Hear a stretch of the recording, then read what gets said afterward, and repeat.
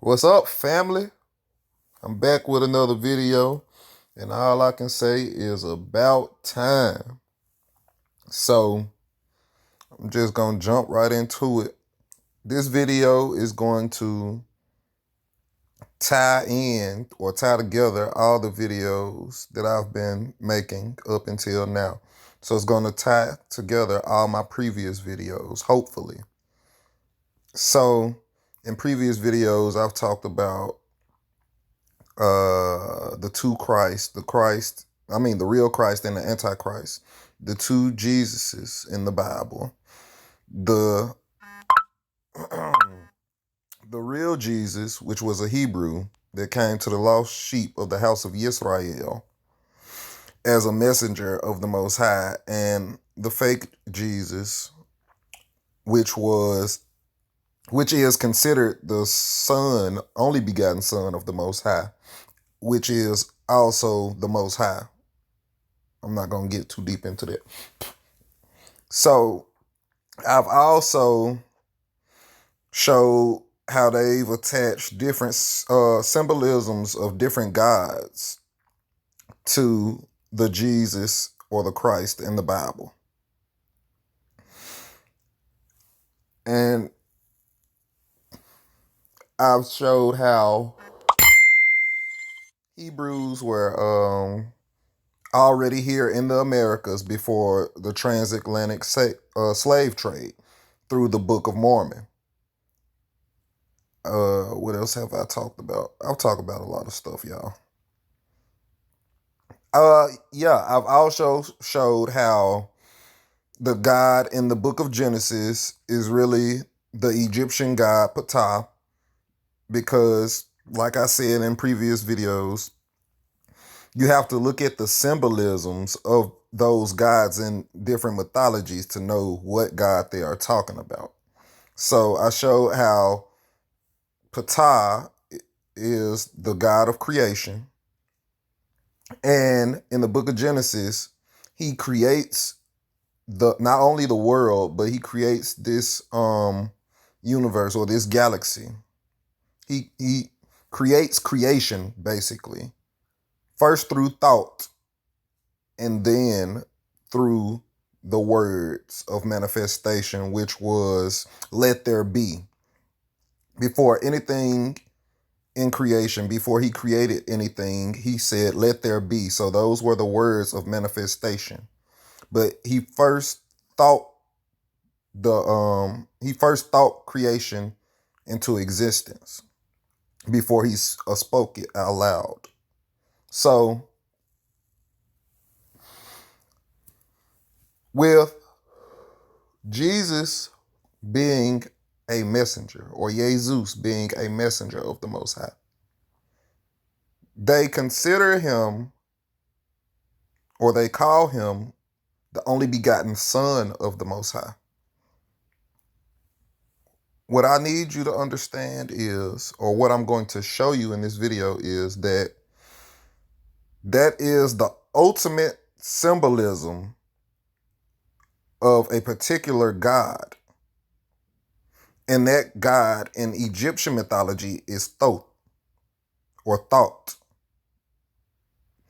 That god in Greek mythology is Hermes, and that god in Roman mythology is Mercury, the messenger of the gods. But I believe I showed in a previous video how the word thought is also spelled T-H-O-T, which is a word that we in my generation use as pronounced as thought, which has a completely different meaning. Thought is a promiscuous woman, but the word thought is also spelled T-H-O-T. So, when they say that Christ was with the Most High from the beginning, like I've been saying, Christ means to be conscious or to have a certain level of consciousness.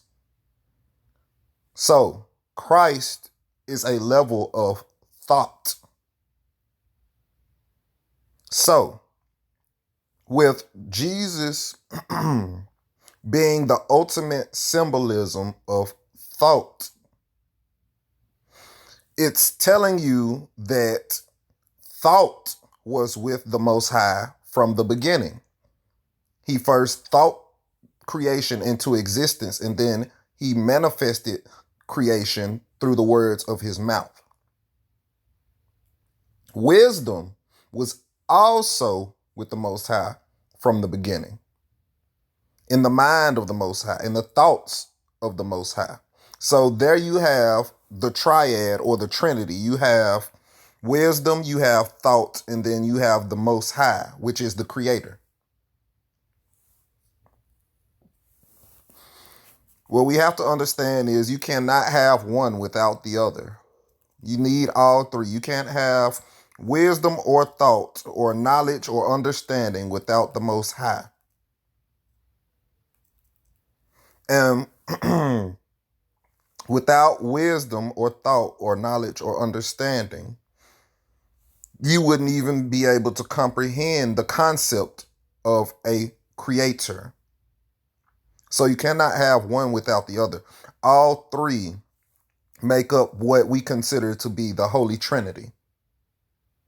All three play a part in creation. All three are vital in knowing the Most High on a spiritual level. So, like I said, they say that Christ was with the Most High from the beginning.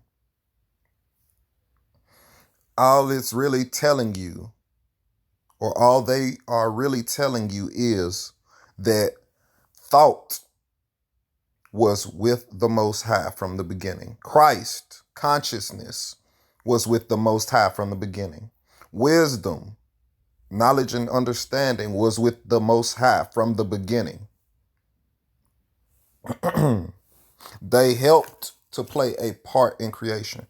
But we all know in these mythologies, especially Greek and Roman mythology, that thought wasn't the only begotten son of Zeus, which Zeus is also being portrayed through the biblical story of Jesus. That's why his name really is Jesus, or that's why his name is really Jesus, because Zeus is being portrayed through the story of Jesus as well. But we can't have,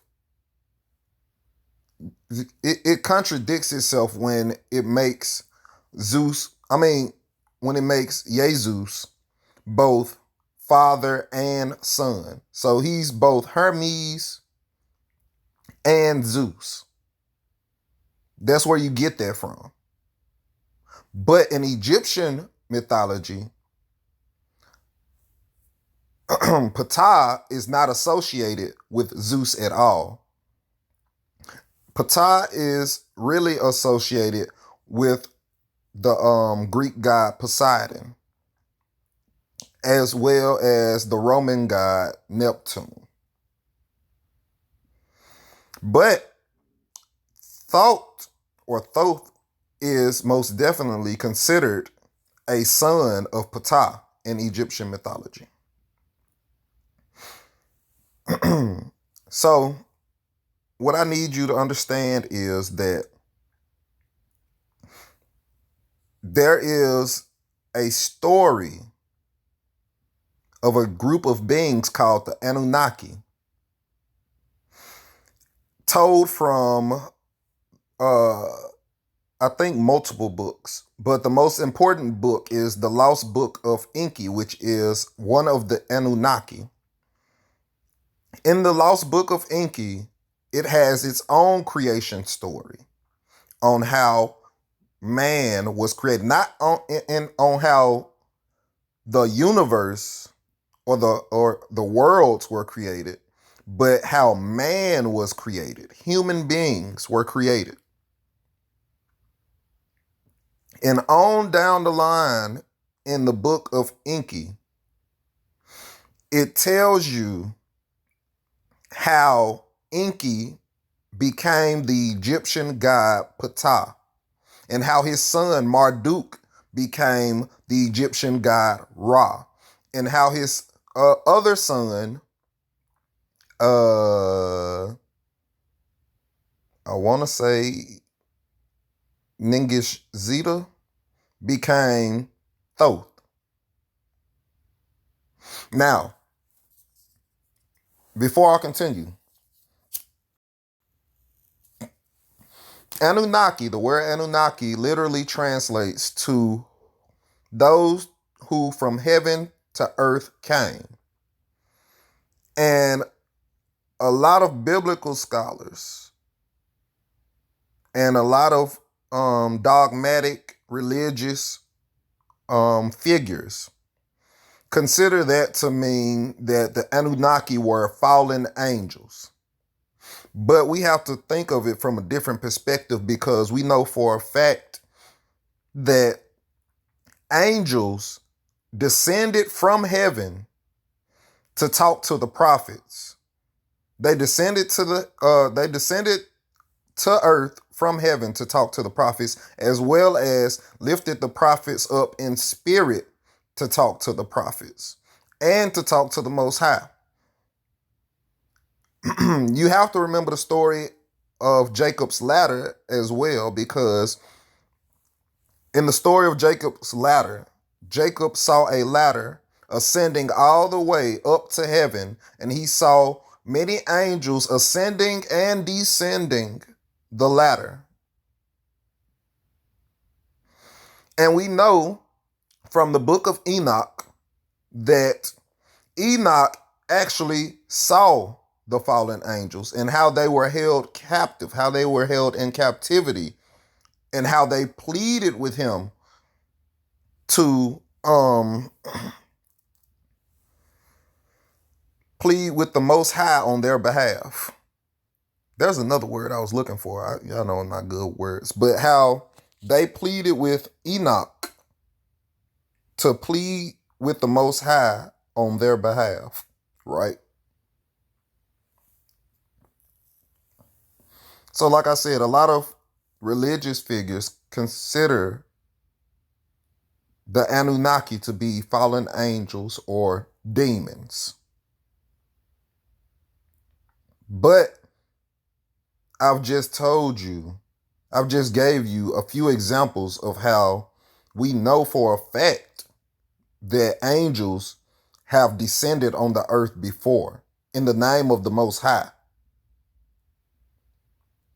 Not just the ones that rebelled against the Most High and that were kicked out of heaven descended on the earth, but angels in service of the Most High also descended on the earth.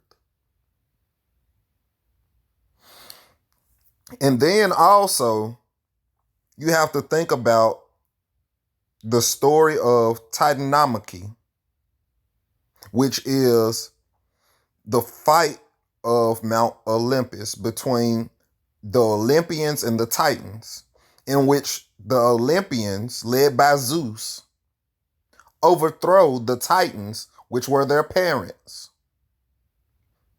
which was the Titans were led by Kronos, which was Zeus's father. And the Titans were kicked out of Mount Olympus, and they descended on the earth once they were kicked out.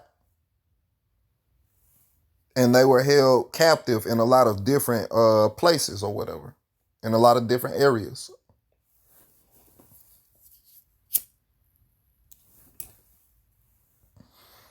So,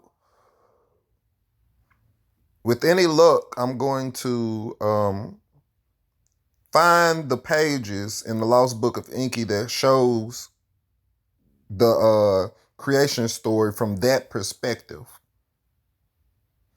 And I'm going to expand or expound on what it's trying to tell you, or what it's trying to tell us. But first, I never spoke about the Greek equivalent the Egyptian equivalent of the Greek goddess Athena, which is the goddess of wisdom. I showed how uh, the Greek goddess Athena is being symbolized or portrayed in the Bible as the Holy Spirit in the Apocrypha. I showed how it refers to wisdom as a woman, but I never showed her Egyptian counterpart, which is Neith, because I never knew of Neith, to be honest. Like, I've never dug that deep into it, where I found out about Neith. So, Neith,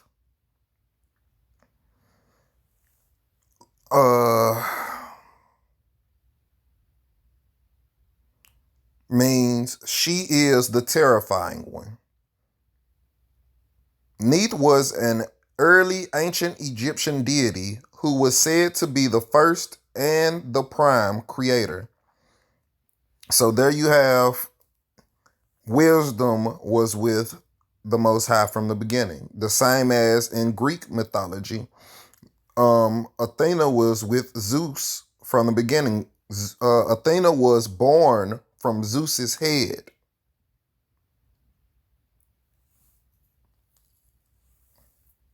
And it wasn't until one of Zeus's sons cracked open his head that Athena was born, fully grown. She was said to be the creator of the universe and all it contains, and she governs how it functions. She was the goddess of wisdom, weaving the cosmos, mothers, rivers, water, childbirth, hunting, war, and fate. Her symbols are the bow, the shield, the crossed arrows, the ankh, the loom, and mummy cloth.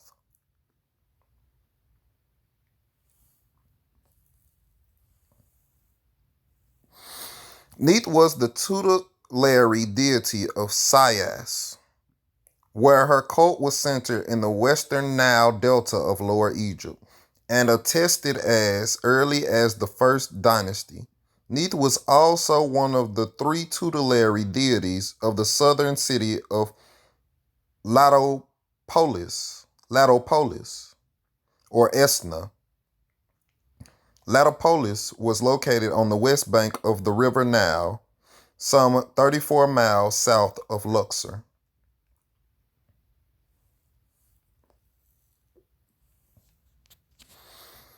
Neith is a goddess of war and of hunting, and had as her symbol two arrows crossed over a shield. She is a far more complex goddess than is generally known, however, and of whom ancient texts only hint of her true nature.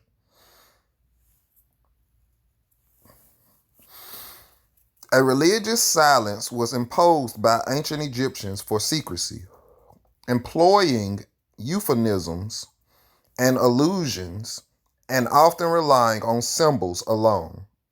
In her usual representations, she is portrayed as a fierce deity, a woman wearing the red crown, occasionally holding or using the bow and arrow, in others, a harpoon.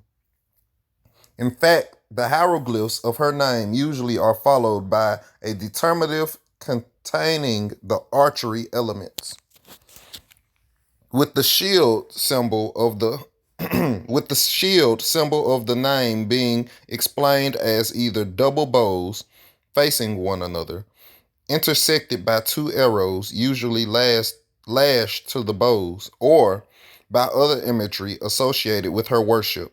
Her symbol also identified the city of Sais. This symbol was displayed on top of her head in Egyptian art. In her form as a goddess of war, she was said to make the weapons of warriors and to guard their bodies when they died. As a deity, Neith is normally shown carrying the Wa scepter, symbol of rule and power, and the Ankh, symbol of life. She is also called such cosmic epithets as the Cow of Heaven, a sky goddess similar to Nut, and as the Great Flood, Mehet Weret, as a cow who gives birth to the sun daily. In these forms, she is associated with creation of both the primeval time and daily recreation. As protectress of the royal house, she is represented as a Urus and functions with the fiery fury of the sun. In time, this led to her being considered as the personification of the primordial waters of creation. She is identified as a great mother goddess in this role as a creator. She is the personification of the primeval waters, able to give birth, create, parthenogenetically, my bad. Among the pairs of deities usually noted by the later ancient Egyptians, she is paired with Ptah-Nun. In the same manner, her personification as the primeval waters is Mehet Weret, conceptualized as streaming water, related to another use of the verb sti, meaning to pour. Neith is one of the most ancient deities associated with ancient Egyptian culture. Blah, blah, blah, blah. Blah, blah, blah, blah, blah, blah.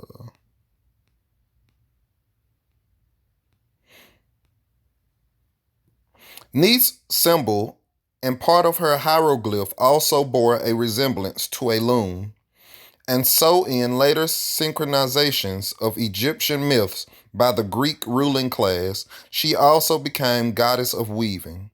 At this time, her role as a creator conflated with that of Athena, as a deity who wove all of the world and existence into being on her loom.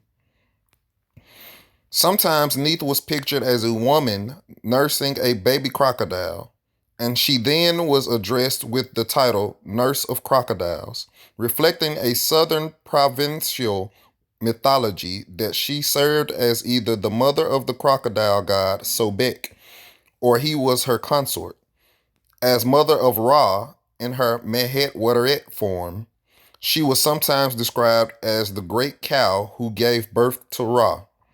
As a maternal figure, beyond being the birth mother of the sun god Ra, Neith is associated with Sobek as her son, as far back as the pyramid texts. But in later religious conventions that pair deities, no male deity is consistently identified with her as a consort, and she often is represented without one. Later triad associations made with her have little or no religious or mythological supporting references, appearing to have been made by political or regional associations only. Neith was considered to be eldest of the deities. Neith is said to have been born the first in the time when as yet there had been no birth. In the pyramid text, Neith is paired with Selket as braces for the sky, which places these two goddesses as the two supports for the heavens.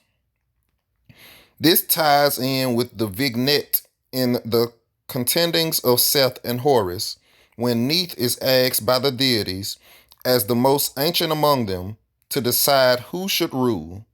She was appealed to as an arbiter in the dispute between Horus and Seth. In her message of reply, Neith selects Horus and says she will cause the sky to crash to the earth if he is not selected.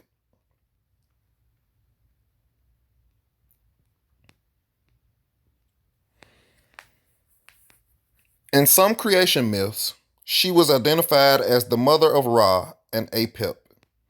When she was identified as a water goddess, she was also viewed as the mother of Sobek, the crocodile. It was this association with water, i.e., the Nile, that led to her sometimes being considered the wife of Noom and associated with the source of the river Nile. She also was associated with the Nile perch as well as the goddess of the triad in that cult center. As the goddess of creation and weaving, she was said to reweave the world on her loom daily. An interior wall of the temple at Esna records an account of creation in which Neith brings forth from the primeval waters of the Noon the first land. All that she conceived in her heart comes into being, including the 30 deities. Having no known husband, she has been described as Virgin Mother Goddess. Unique Goddess, mysterious and great, who came to be in the beginning and caused everything to come to be. The Divine Mother of Ra, who shines on the horizon. I am the things that are, that will be, and that have been. No one has ever laid upon the garment by which I am concealed. The fruit which I brought forth was the sun. It was said that Neith interceded in the kingly war between Horus and Set over the Egyptian throne, recommending that Horus rule. A great festival called the Feast of Lamps was held annually in her honor, and, according to Herodotus, her devotees burned a multitude of lights in the open air all night during the celebration. So, the reason I always go back to the Egyptian gods is because the biblical story always starts with Egypt. Like I've said in past videos, there's a story being told in the Bible, in the scriptures. The story is about two bloodlines.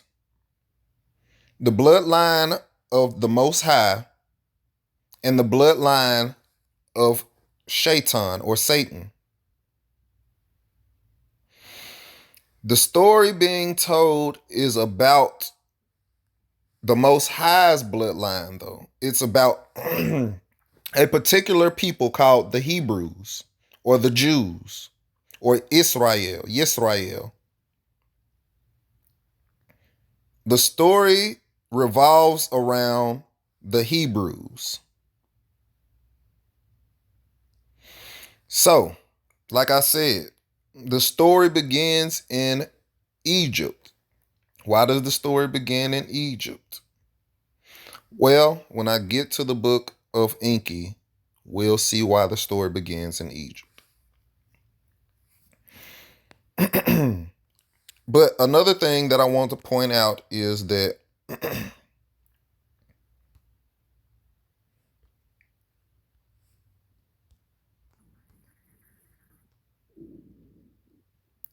don't know if y'all can hear my stomach, but if y'all can, I'm sorry. You might have to turn your phone. But if you look at Egypt, we all should know by now that Egypt is in Africa. So, yes, our people were in Africa at some point. But we can see from the Book of Mormon that not all of our people were captives of the transatlantic slave trade. Because some of our people were led out of, not out of Egypt, but out of Utah before the transatlantic slave trade came into being. This only holds merit. This only applies if you believe that our people are Hebrews. If you don't believe that our people are Hebrews, then you believe that our people were still in Africa when the transatlantic slave trade started. But if you do believe that our people are Hebrews, then you know for a fact that our people were led out of Africa before the slave trade even started. And what the point I'm getting to is that our people were slaves in Egypt. If you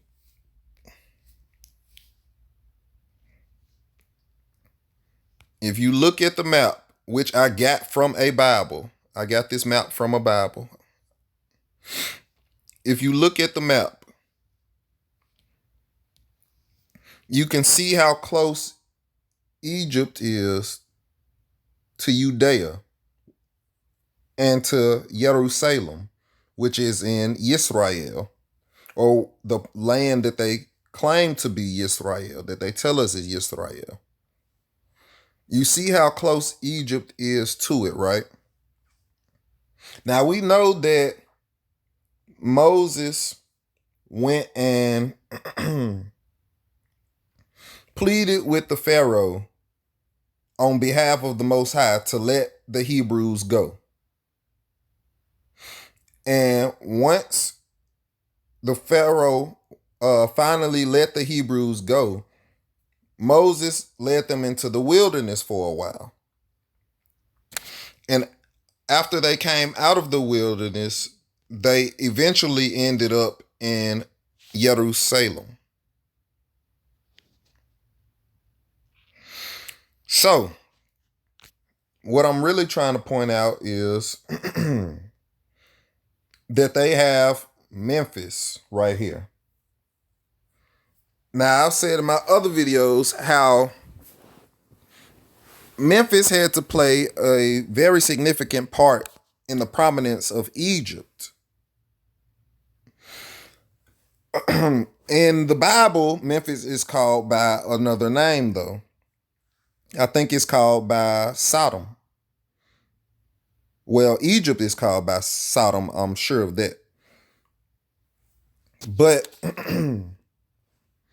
like I said, for Memphis to be able to bring together the lower and the upper kingdom of Egypt, that would have to mean, and for it to be the capital of Egypt for a very long time, that would have to mean that there was some sort of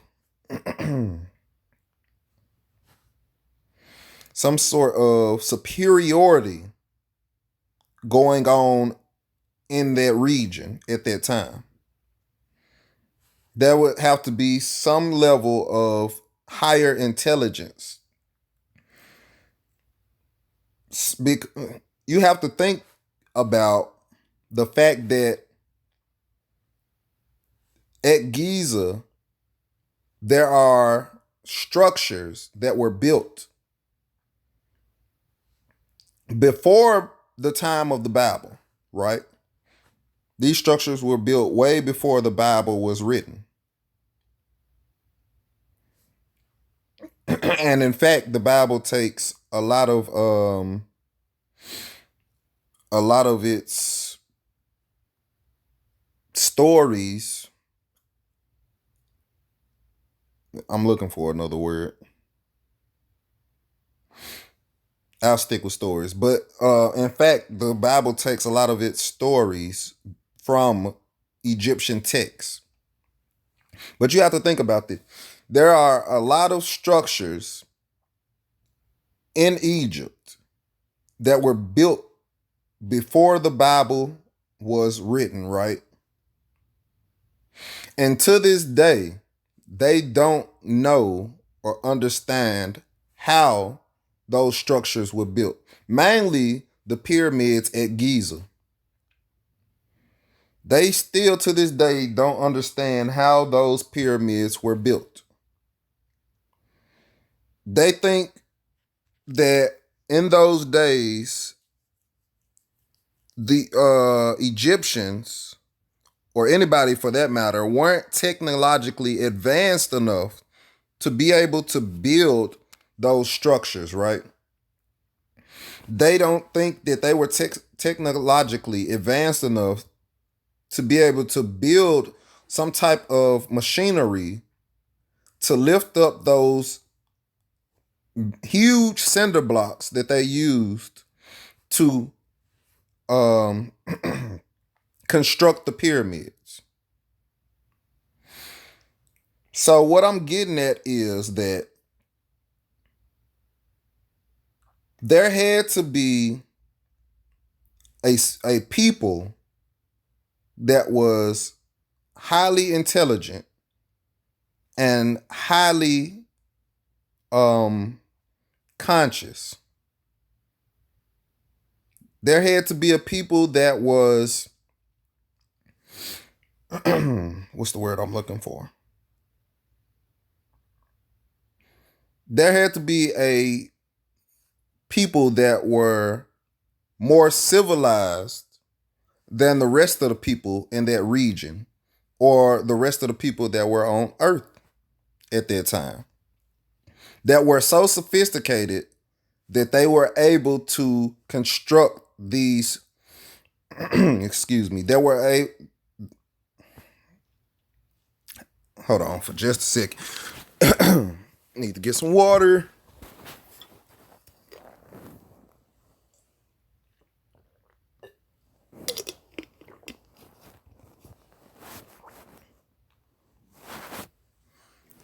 But yeah, they had to be sophisticated enough to be able to construct these structures, right? The Hebrews, or some people will use the word Moors, they were so civilized and so sophisticated, so intelligent, that their main purpose as the chosen people of the Most High was to help to civilize the other peoples of the earth, to teach the other peoples of the earth how to be more civilized and sophisticated,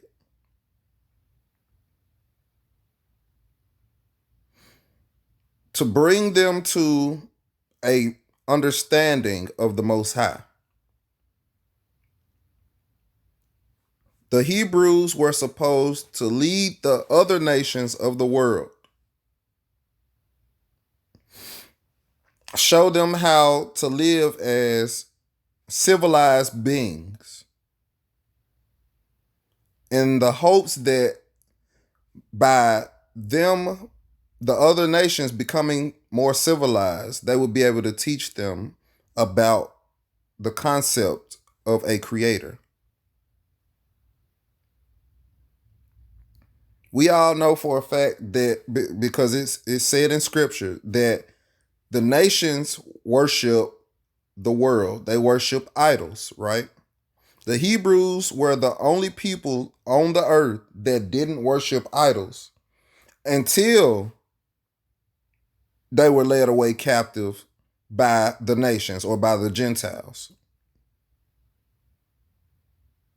The Hebrews only worshiped the Most High and the Most High alone. So the Most High tried to use these people, the Hebrews, his chosen, as a catalyst to spark it's finna storm, but as a catalyst to try to spark a light in the minds of the other nations, of the other people on the earth, so that they would become more intelligent, more civilized, more sophisticated.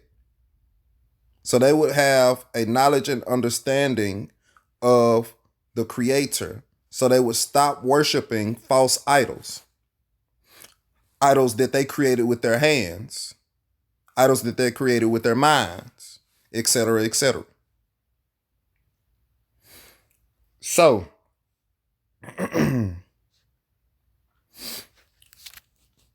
that ties into what I was saying in my earlier videos about why they name places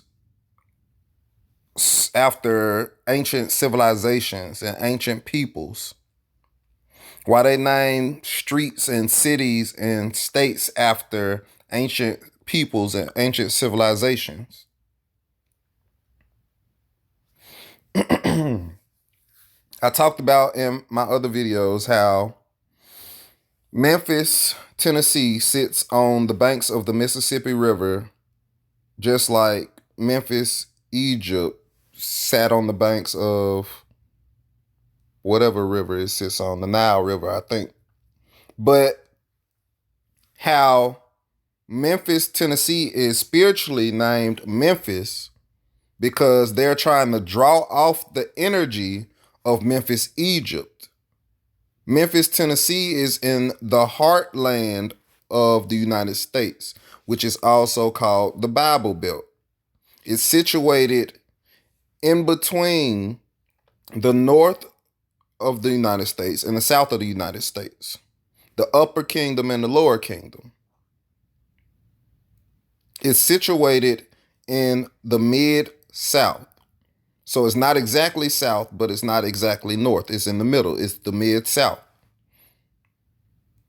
Memphis, Tennessee is supposed to bring together the upper and the lower kingdom.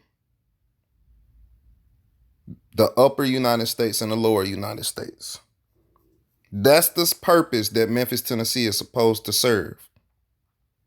So, you can't just name a place after a ancient civilization and hope to bring that spiritual energy to that place. You have to also have a certain people to go along with it, to help bring that spiritual energy to that place, I should say. So if Hebrews,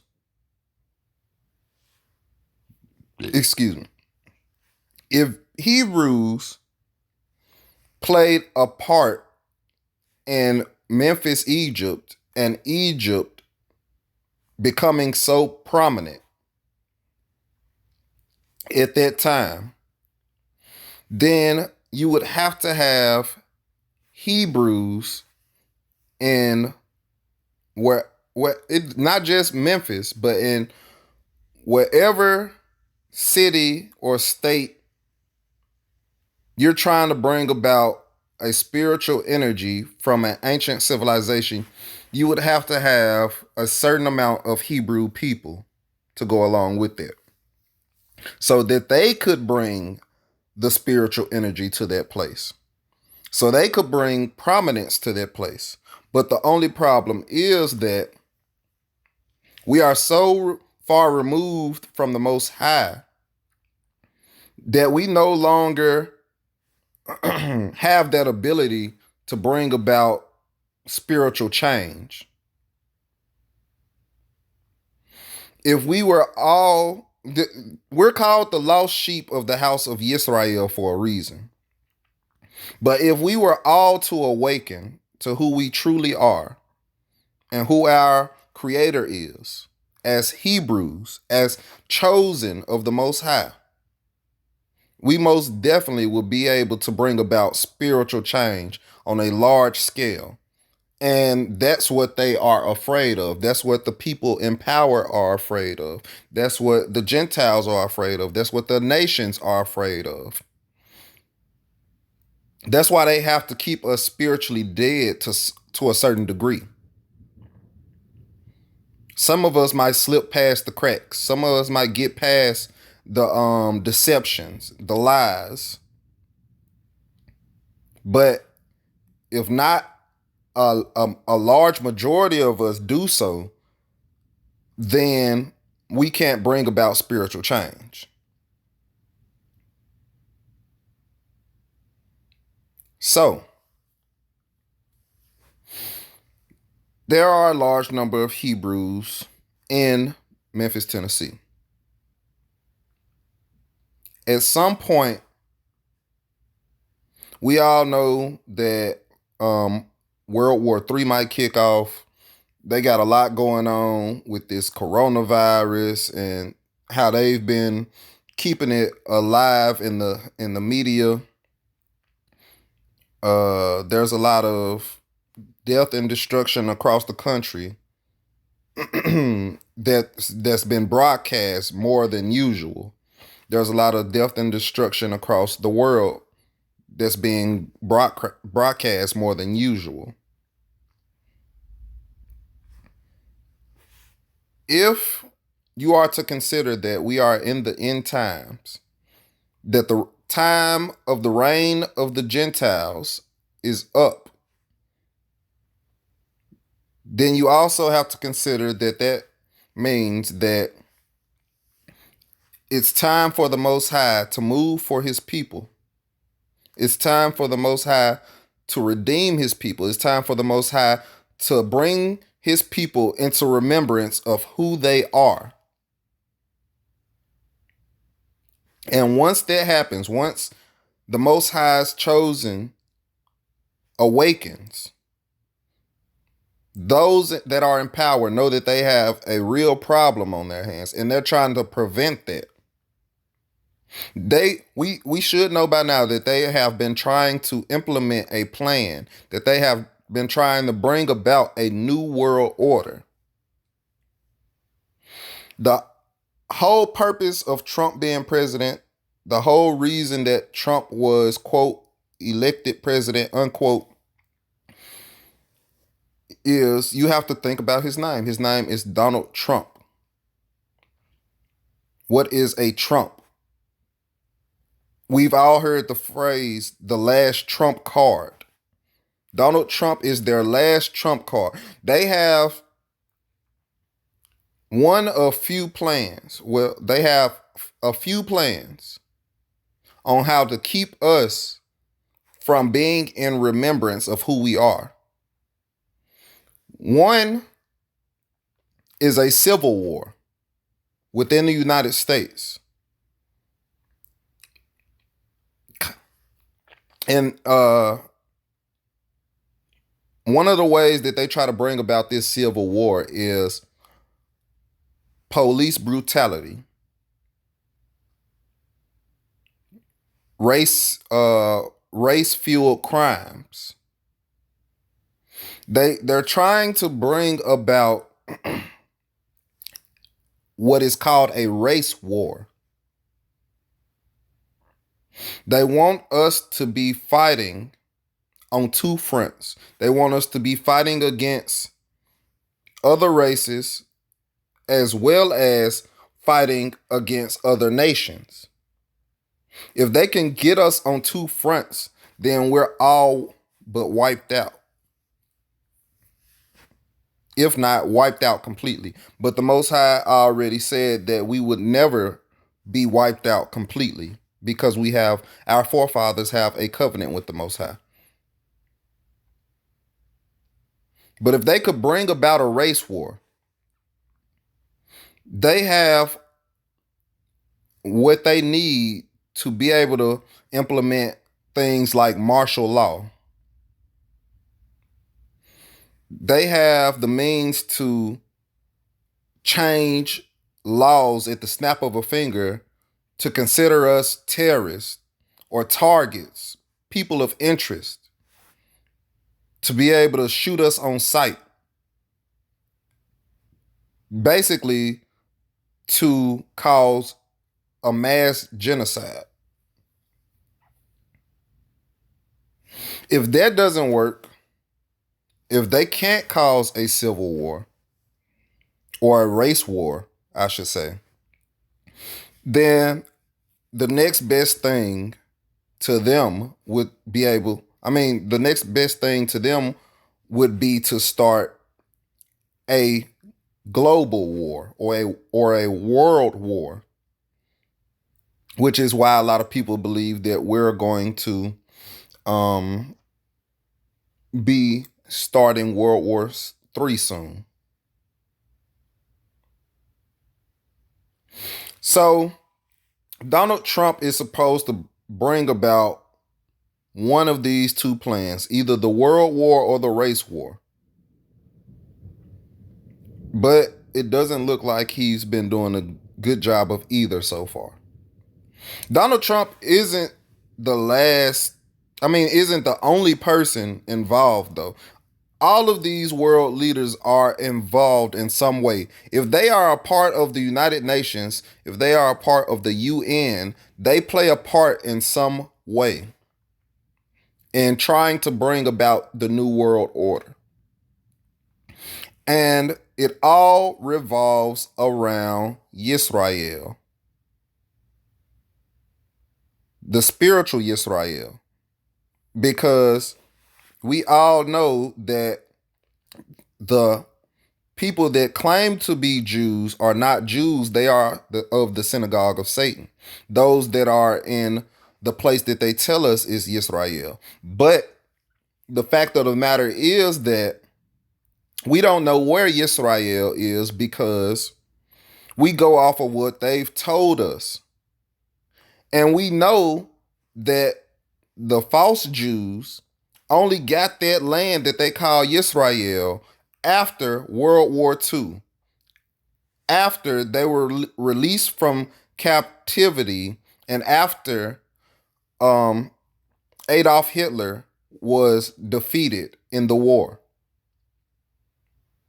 They were given that land, and they called it Yisrael, but we don't know for a fact that that's where Yisrael is.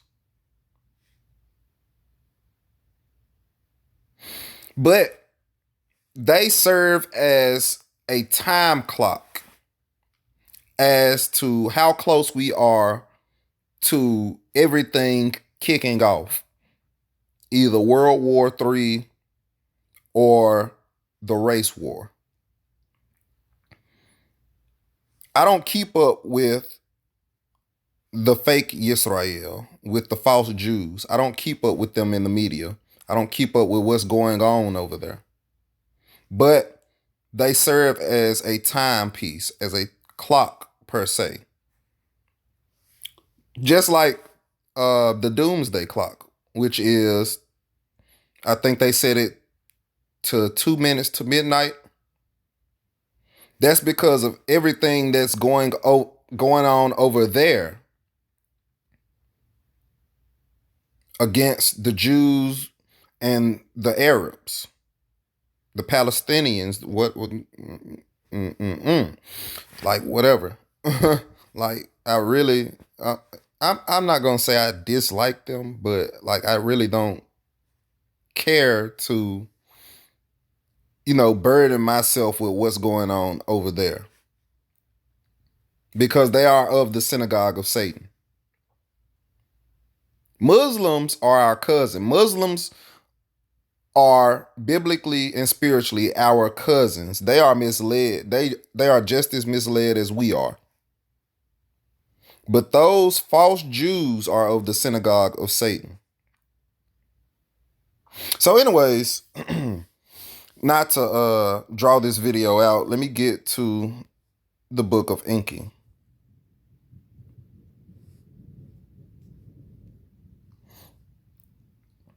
This is the Emerald Tablet of Hermes, or better known as the Book of Thoth. I don't know if y'all can hear that thunder, but I told y'all it was finna storm.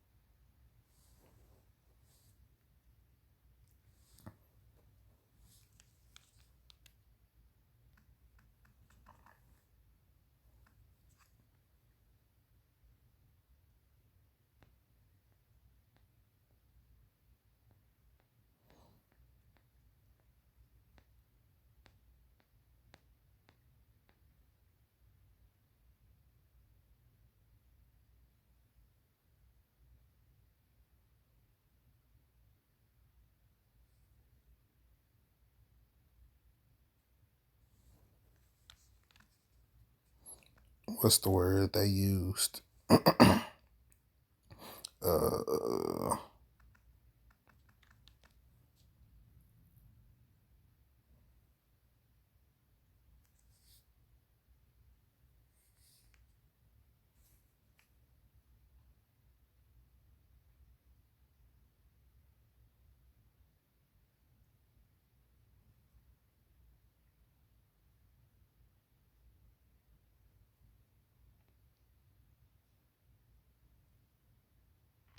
right, so I'll start with the introduction. Some 400,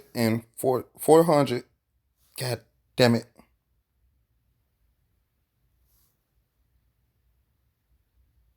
Some 445,000 years ago, astronauts from another planet came to Earth in search of gold.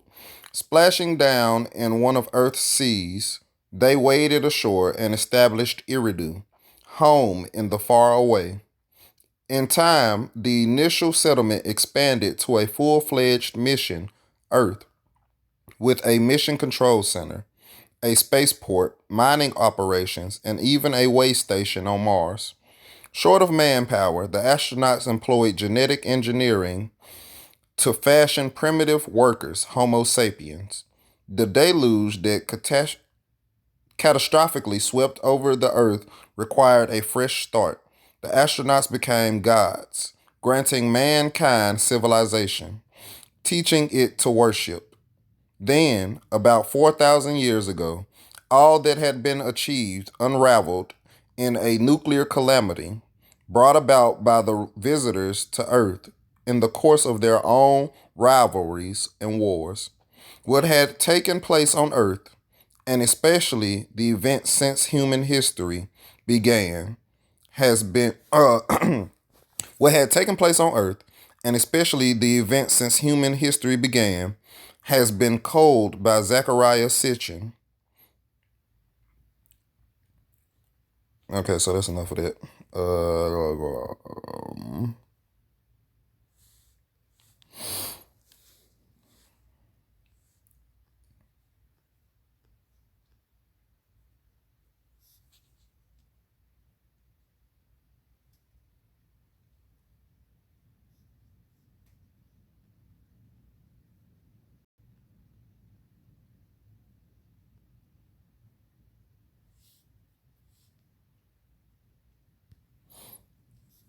So it starts in chapter 5.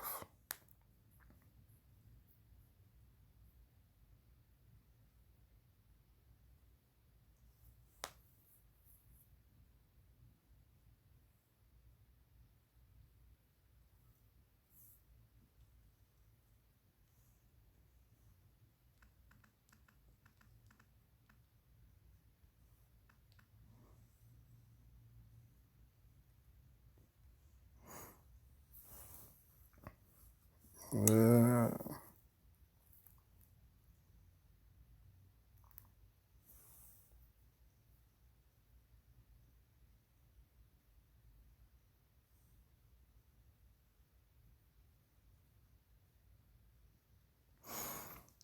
all right, so I'm going to try not to make this long. From the planet Lamu, the chariot departed. Toward Earth, the journey it continued. Around the moon, they made circuits, a way station thereon to explore. Around the Earth, they made circuits toward a splashdown, slowing. Also, they they speak very weirdly in the book of Enki. They talk in jumbled speeches, like they say things backwards. Like if you've seen Star Wars, they talk like Yoda, which uh Yoda is supposed to be a portrayal of Ptah in Star Wars. So just throwing that out there, by the way. Around the earth they made circuits, toward a splashdown, slowing.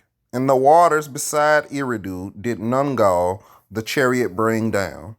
To a quay by Enlil constructed, they stepped off. Boats were no longer needed. Enlil and Enki, their sister, with embraces greeted.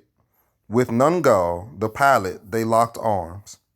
The heroes, male and female, by the present heroes, were with shouts greeted.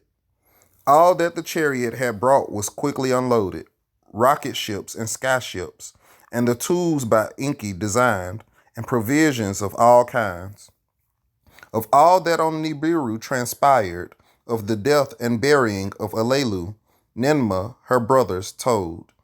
Of the way station on Lamu, and the commanding by Anzu, she to them related.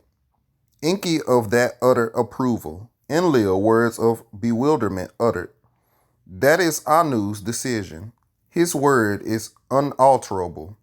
Ninma to Enlil was saying, for the maladies relief I have brought, Ninma to her brother said. From her pouch a bag of seeds she brought out, seeds in the soil to be sown. A host of bushes from the seed shall sprout. A juicy fruit they will produce. The juice and elixir shall form. For drinking by the heroes it shall be good. Their ailments it will chase away. Happier their mood it shall make. In a cool place the seeds need to be sown. By warmth and water need they nourishing. So did Ninma to her brothers say. The place that for this is perfect I will to you show. Enlil to her said. It is where the landing place was fashioned, where an abode of cedar wood I have made. In Enlil's skyship, the two of them, Enlil and Ninma, skyward soared. To the landing place in the snow-covered mountains, by the cedar forest, brother and sister went. On the great stone platform, the skyship landed. To Enlil's abode they went. Once inside, Enlil embraced her. With fervor, he kissed Ninma. O my sister, my beloved. Enlil to her whispered. By her loins he grabbed her. Into her womb his semen he did not pour. Of our son, Ninurta, word I bring you. Ninma to him said softly. A young prince he is. For adventure he is ready. To join you on earth he is prepared. If here you stay, let us Ninurta, our son, bring over, Enlil to her said. To the landing place heroes were arriving, rocket ships by skyships to the platform they carried. From the pouch of Ninma the seeds were obtained, in the valley's soil they were sown, a fruit from Nibiru on earth to be grown. In the skyship Enlil and Ninma to Eridu returned. On the way Enlil to her the landscape showed, the Eden's extent to her he showed. From the skies Enlil to her his plans explained. An everlasting plan have I designed, to her he was saying. That which for all time construction shall determine I have laid out. Away from Eridu, where dry land begins, my quarters shall be. Larsa will be its name. A place for directing it shall become. On the banks of the Baranu, the river of deep waters, will it be located. A twin thereof, a city shall in future arise. Lagash, I shall name it. Between the two on the plans, a line have I drawn. 60 leagues thereafter, a healing city shall come into being. A city of your own it shall be. Shrubak, the haven city, I shall name it. On the center line it shall be located. To the fourth city it shall be leading. Nibruki, earth's crossing place. I will name it. A bond, heaven, earth, in it I shall establish. The tablets of destiny it shall house. All missions it will control. With Eridu 5 cities there shall be counted. To eternity they shall exist. On a crystal tablet, Enlil to Ninma the master plan was showing. On the tablet she saw more markings of them. Of Enlil she inquired. Beyond the 5 cities, a chariot place I shall henceforth build. From Nibiru to earth directly to arrive, Enlil to her was responding. Why by Anu's plans for Lamu, Enlil was bewildered, Ninma then understood. My brother, magnificent is your plan for the 5 cities, to him Ninma was saying. The creation of Shurubak, a city for healing, as my abode, for my own to be, is a matter for which grateful I am. Beyond that plan, do not transgress your father. Your brother, too, do not offend. You are wise as well as beautiful, Enlil to her said. In the Apsu, Enki plans was also conceiving, where to build his house, wherefore heroes' dwellings to prepare, where the bowels of the earth to enter. In his skyship, the extent of the Apsu he measured. Its districts he did carefully survey. A distant land the Apsu was. Beyond the waters from the Eden it was away.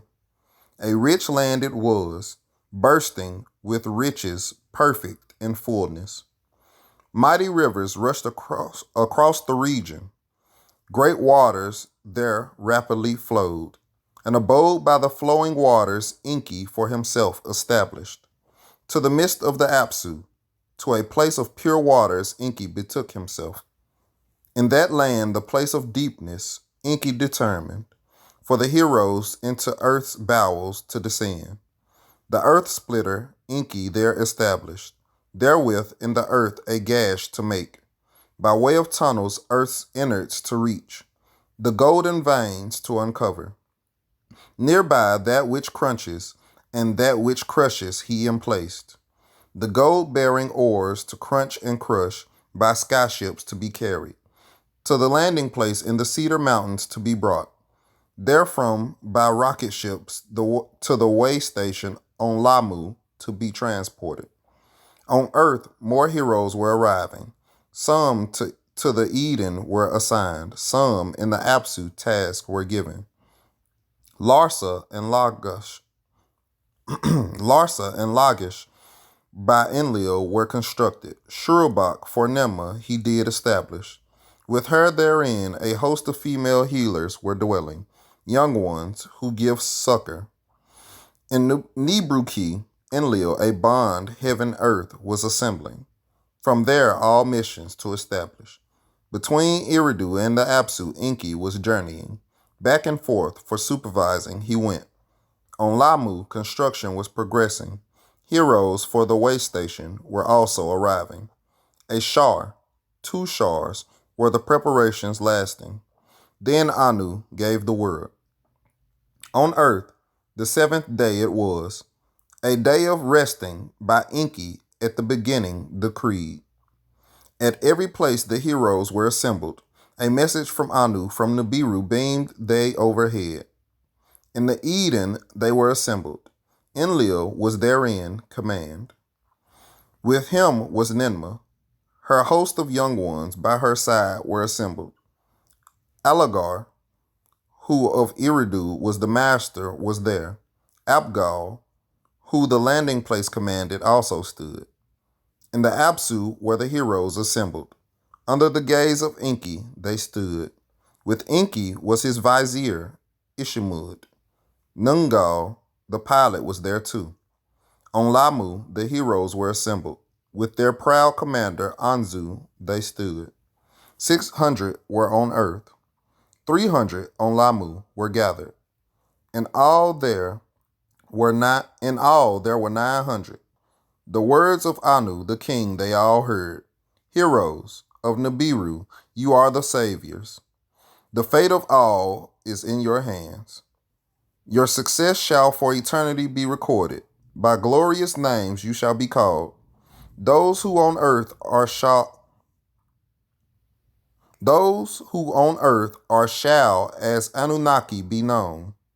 Those who from heaven to earth came. Those who on Lamu are Igigi shall be named. Those who observe and see they shall be. All that is required is ready. Let the gold start coming. Let Nibiru be saved. Also, Lamu is Mars. Now this is the account of Enki and Enlil and Ninma, their loves and espousals, and by their sons the rivalries. Offspring of Anu, the 3 leaders were. By different mothers were they born. Enki was the firstborn son. a concubine of Anu, was his mother. Enlil by Antu, the spouse of Anu, was born. The legal heir he thus became. Ninmah by another concubine was mothered, a half-sister of the two half-brothers she was. The firstborn daughter of Anu she was. By her name title, Ninmah, this was indicated. Greatly beautiful she was, full of wisdom, one quick to learn. Ea, as Enki, then was named. By Anu to his spouse Ninmah was chosen. Thereby their offspring's son, the legal successor thereafter to become. Ninmah of Enlil, a dashing commander, was enamored. By him she was seduced. Into her womb his seed he poured. A son from Enlil's seed she bore. Ninurta, the two have named him. By the deed was Anu angered. As punishment he, Ninmah, ever to be a spouse forbade. Ea, his bride-to-be, by Anu's decree abandoned. A princess named Damkina he instead espoused. A son, an heir, to them was born. Marduk they named him. One in a pure place born, it meant. As for Enlil, a son not by a spousal he had. A spouse by his side to be he did not have. It was on earth, not on the Biru, that Enlil became espoused. The account of this, God damn it. I told y'all they talk weird. The account of that is one of rape, and exile, and love that brought forgiveness, and of more sons that were only half brothers. On earth it was summer. To his abode in the cedar forest Enlil retreated, and the cedar forest was Enlil walking in the cool of the day. In a cool mountain stream, some of Ninmah's young ones, to the landing place assigned, were bathing. By the beauty and grace of one, Sud was her name, Enlil was enchanted. To his cedar wood abode Enlil her invited. Come, partake with me in the elixir of Nibiru's fruit that grew here. So to her he said. Sud into Enlil's abode entered. The elixir in a cup to her Enlil presented. Sud drank. Enlil drank too.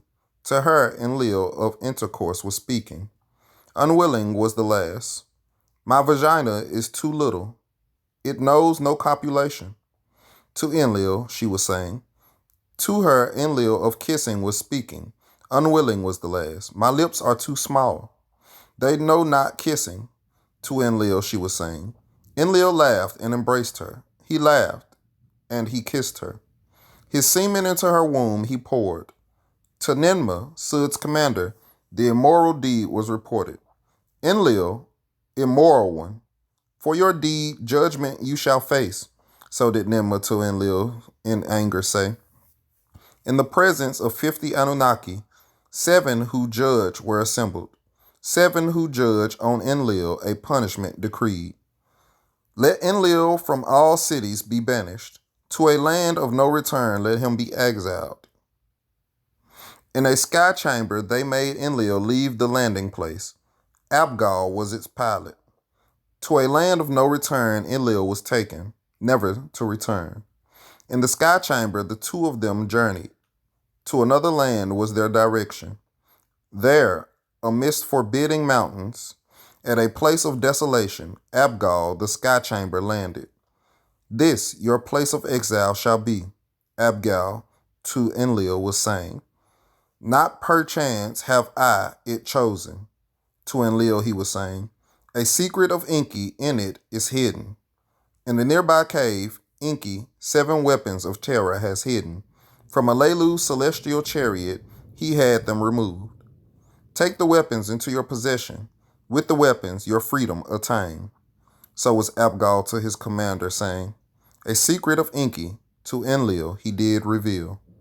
Then from the secret place Abgal departed. Enlil alone was there left. In the Eden, Sud to Ninmah, her commander, words was speaking.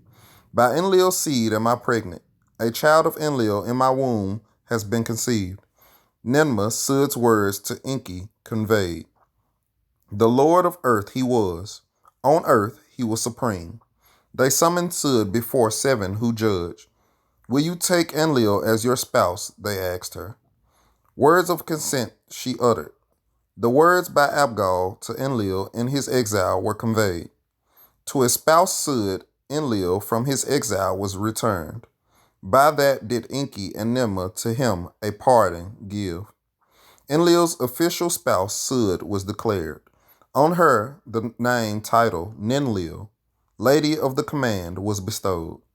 Thereafter, to Ninlil and Enlil a son was born, Nanar, the Bright One, Ninlil him named. He was the first of the Anunnaki on earth to be conceived, one of the Nibiru's royal seed on an alien planet to be born. It was after that Enki to Ninmah was speaking. Come be with me in the Apsu, in the midst of the Apsu, in a place of pure waters, an abode have I established. With a bright metal, silver is its name. It is embellished. With a deep blue stone, lapis lazuli, it is adorned. Come, Ninmah, be with me, your adoration of Enlil abandon. To the Apsu, to the abode of Enki, Ninmah then journeyed. Enki there to her words of loving spoke, of how for each other intended. Sweet words to her he whispered, You are still my beloved. To her he said, caressing. He embraced her, he kissed her. She caused his phallus to water. Enki his semen into the womb of Ninmah poured. Give me a son, he cried out. She took the semen into her womb. The semen of Enki, her impregnated. One day of Nibiru was a month of earth for her. 2 days, 3 days, 4 days of Nibiru, like months of earth they were. 5 and 6 and 7 and 8 days of months were completed. The 9th count of motherhood was completed. Ninmah was in travail. To a child she gave birth. The newborn was a female. On the banks of the river in the Apsu, a daughter to Enki and Ninmah was born. Enki by a daughter was disappointed. Kiss the young one, to him Ninmah said. Kiss the young one. Enki to his vizier Ishmud said, A son I desired. A son by my half-sister I must have. Again he kissed Ninmah. By her loins he grabbed her. His semen into her womb he poured. Again she was with child. Again a daughter to Enki she bore. A son by you I must have. Enki to her cried out. Ninmah he kissed again. Thereupon Ninmah against Enki a cursing uttered. Whatever food he ate was poison in his innards. His jaw hurt, his tooth hurt, his ribs were hurting. Ishmud the Anunnaki summoned. To Ninmah for relief they were pleading. To distance himself from Ninmah's vulva, Enki by raised arm swore. One by one she his ailments removed. From her curse Enki was freed. To the Eden Ninmah returned, never to be espoused. Anu's command was fulfilled. To earth Enki his spouse Damkina with their son Marduk summoned. Ninki, Lady of Earth, the title she was granted. By her and by concubines Enki 5 more sons had. These were their names, Nergal and Gibel, Nenagal and Ningishzida, and Dumuzi, the youngest. Ningishzida is Thoth.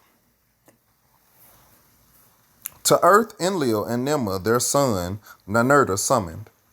By his spouse Ninlil did Enlil 1 more son have. To Nanar a full brother. Ishkur was his name. 3 sons in all did Enlil have. None by concubines were they born. 2 clans were thus on earth established. Their rivalries to war did lead. Now this is the account of the mutiny of the Igigi, and how Anzu to death was put, for stealing the tablets of destiny punished. From the Apsu gold from earth's veins to the landing place was carried. Thence Igigi in rocket ships to the way station on Mars transported. From the planet Mars in celestial chariots was the precious metal to Nibiru brought. On Nibiru was the gold to the finest dust fashioned. To protect the atmosphere it was employed. Slowly was the breach in the heavens healing, slowly was Nibiru saved. In the Eden the 5 cities were perfected. Enki and Eridu, a sparkling abode made upon. Soil skyward raised he built it. Like a mountain he raised it above the ground. In a good place he built it. Damkina his spouse therein dwelt. To his son Marduk Enki was there wisdom teaching. In Nibru-Ki, Enlil, the bond heaven earth established, a sight to see it was. At its center a heavenward tall pillar the sky itself was reaching. On a platform that cannot be overturned it was placed. Therewith the words of Enlil all settlements encompassed. On Lamu and in Nibiru they were heard. From there beams were raised. The heart of all the lands they could search. Its eyes could scan all the lands. Its net unwanted approach impossible made. In its lofty house, a crown-like chamber was the center. To distant heavens it peered. Toward the horizon was its gaze. The heavenly zenith it perfected. In its dark hallowed chamber, by 12 emblems was the family of the sun marked. On these were the secret formulas of sun and moon, Nibiru and earth, and 8 celestial gods recorded. The tablets of destinies in the chamber their hues emitted. With them Enlil all comings and goings oversaw. On earth the Anunnaki toiled. Of work and sustenance they were complaining. By earth's quick cycles they were disturbed. Of the elixir they only small rations were given.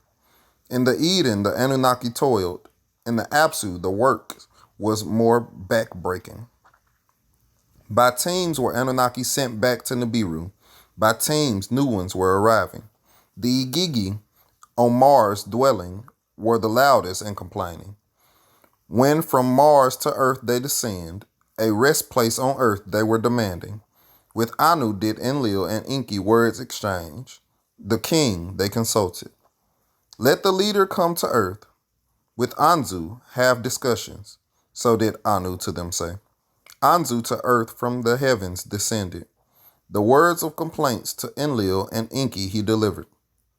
Let Anzu of the workings gain understanding. Enki to Enlil was saying, I will the Apsu to him show. You, the bond, heaven, earth, to him reveal. To the words of Enki, Enlil consented. Enki to Anzu, the Apsu did show. The toil in the mines to him he presented. Enlil, Anzu to Nibru-Ki invited. To the hallowed dark chamber he let him enter. In the innermost sanctuary, the tablets of destinies, the Anzu, he explained. What the Anunnaki in the 5 cities were doing to Anzu was shown. To the Igigi, who at the landing place were arriving, relief he promised. To discuss the complaints of the Igigi, he to Nibru-Ki then returned. A prince among the princes was Anzu. Of royal seed his ancestry was he counted. Evil thoughts filled his heart when to the evil thoughts filled his heart when to the bond heaven earth he returned.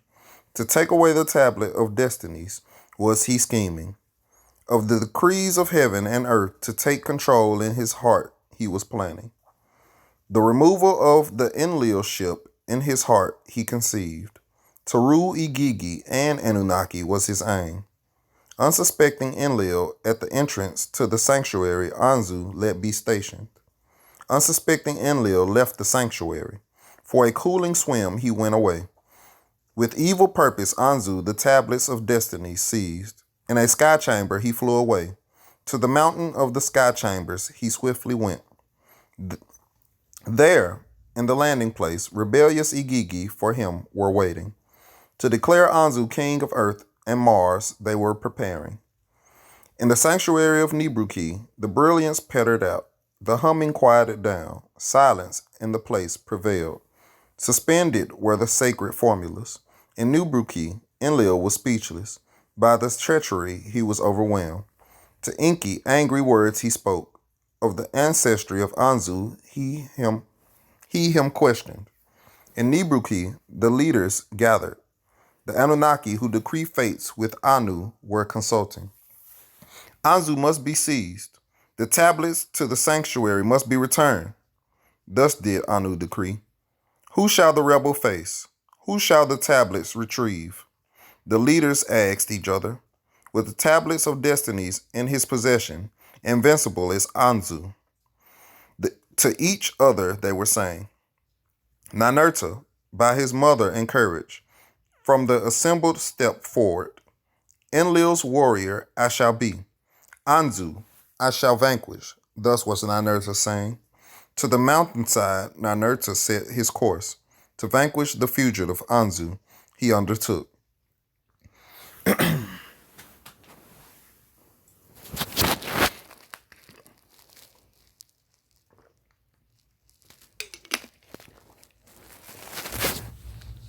Anzu, from his hideout, Ninurta was mocking. The tablets are my protection, invincible I am. Lightning darts Ninurta at Anzu directed. The arrows could not approach Anzu. Backward they turned. The battle was stilled. Ninurta's weapons Anzu did not vanquish. Enki then to Ninurta counsel gave. With your whirlwind stir up a storm. Let the dust cover Anzu's face. Let it the wings of his skybird ruffle. For his son Enlil a mighty weapon fashioned. A Tilu missile it was. To your stormer weapon attach it. When wing to wing near, at Anzu shoot it. Thus did Enlil his son Ninurta instruct. When wing to wing near each other, let the missile fly as a lightning. Again Ninurta in his whirlwind soared. Anzu against him in his skybird rose to challenge. Wing to wing, Anzu in anger shouted. This battle will be your destruction. Ninurta, the advice of Enki, followed. With his whirlwind, a dust storm he created. The dust Anzu's face covered. The pinions of his skybird were exposed. Into their midst, Ninurta, the missile, let loose. A fiery brilliance Anzu's pinions engulfed. Like butterflies, his wings began to flutter. To the ground Anzu came falling. The earth shook. The skies became darkened. The fallen Anzu Ninurta made captive. From him the tablets he retrieved. From the mountaintop the Igigi were watching. When to the landing place Ninurta came, they trembled and kissed his feet. Ninurta, the captive Abigail and Anunnaki set free. To Anu and Enlil his victory he announced. To Nibruki he then returned. In its innermost chamber the tablets were reinstalled. Once again the brilliance therein returned. The hum of Mies in the tablets was restored. Before the seven who judge, Anzu for a judgment was taken. Enlil and Nilil his spouse. Enki and his spouse Ninki. The one beforehand as Damkina known. And the sons Nanar and Marduk were there. Ninmah also was in judging. Ninurta of the evil deed spoke. There was no justification. Let death be the penalty, he said. The Igigi by right were complaining. A rest place on earth they do need. Marduk in counter argued. By his evil deed all the Anunnaki and Igigi Anzu did endanger. Enlil said. Enki and Ninmah with Enlil agreed. The evil must be extinguished, they said. To death by execution the seven judged Anzu. With a killing ray, Anzu's life breath was extinguished. Let his body to the vultures be left, Ninurta said. Let him on Mars be buried. In a cave next to Alelu be laid to rest, Enki was saying. From the same ancestral seed the two of them were. Let Marduk the body to Mars carry. Let Marduk there as commander stay. So was Enki to the judges suggesting. Let it so be, Enlil said.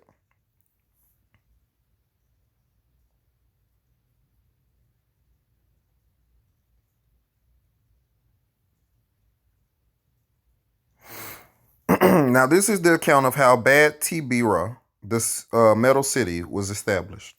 And how in the 40th Shar, the Anunnaki and the Apsu mutinied.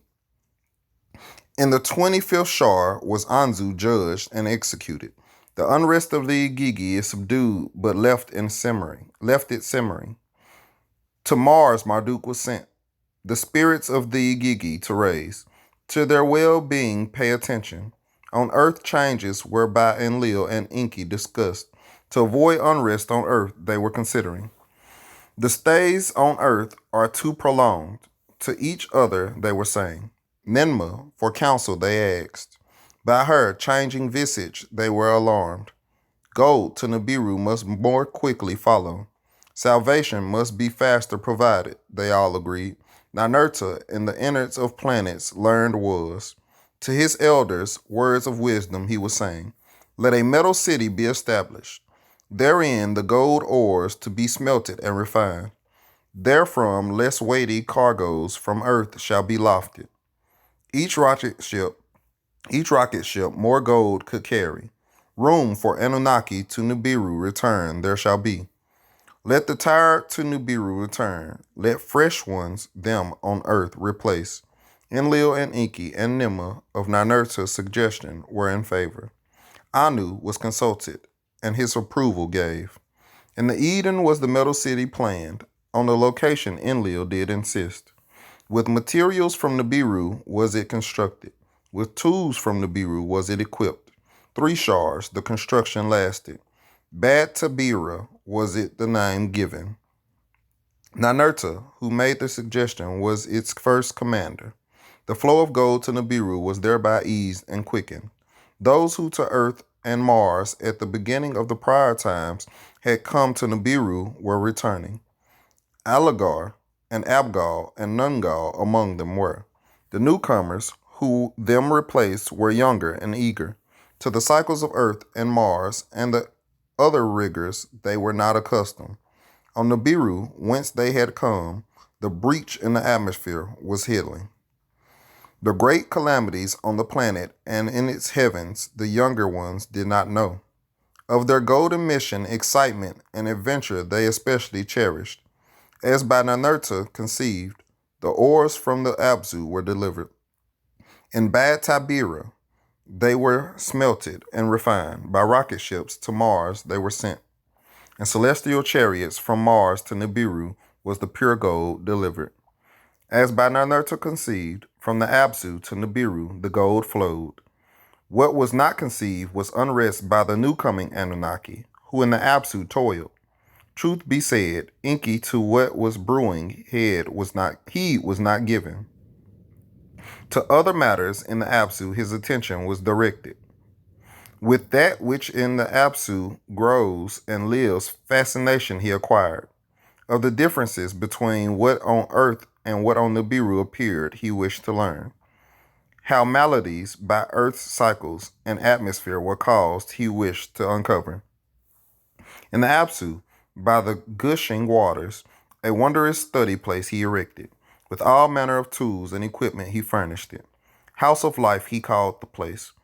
To it his son Ningish Zeta he invited. Sacred formulas, tiny me's, the secrets of life and death possessing they shaped. The mysteries of living and dying of earth creatures they to unravel sought. With some living creatures, Enki was especially enamored. They lived among the tall trees, their front legs as hands they were using. In the tall grasses of the steeps, odd creatures were seen. Erect they seemed to be walking. Absorbed was Enki in those studies. What was among the Anunnaki brewing he noticed not. First to notice trouble was Ninurta. A lessening of gold ores at Bad Tabira he observed. By Enlil was Ninurta to the Absu dispatched. What was ongoing to discover? By Enugi, the chief officer, to the excavations he was accompanied. Complaints of the Anunnaki he with his own ears heard. They were backbiting and lamenting. In the excavations they were grumbling. Unbearable is the toil, to Ninurta they were saying. Ninurta, this to his uncle Enki reported. Let us Enlil summon, Enki said. Enlil in the Apsu arrived. In a house near the excavations he was stationed. Let us unnerve Enlil in his dwelling. Mind-working heroes shouted. Of the heavy work, let him relieve us. Let us proclaim war. With hostilities, let us gain relief, others shouted. The Anunnaki in the excavations, the words of incitement heeded.